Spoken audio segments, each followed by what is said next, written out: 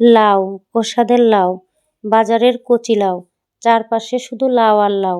ওরে লাউ! আসসালামু আলাইকুম আমার ভাই বোনেরা, কেমন আছেন? আশা করি ভালো আছেন।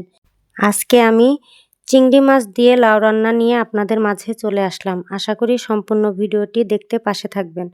ভাই বোনেরা, কি আর বলবো, আমার স্বামী বাজার করতে গেলে তার চোখে আগে শুধু কচি লাউই পড়ে। আর এখন তো শীতকাল, এই শীতের সময় কচি লাউ বাজারে একটু বেশিই পাওয়া যায়।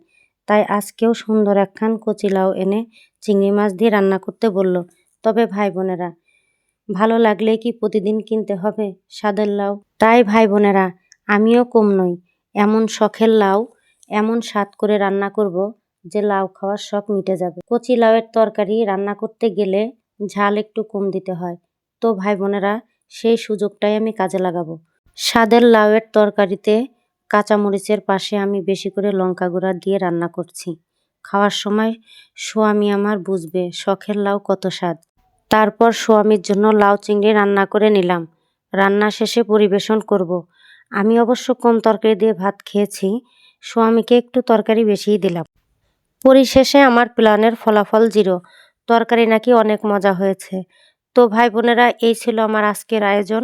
আমার ভিডিওটি ভালো লাগলে অবশ্যই লাইক, কমেন্ট, শেয়ার করে পাশে থাকবেন। সবাই ভালো থাকবেন, সুস্থ থাকবেন। আল্লাহ হাফেজ।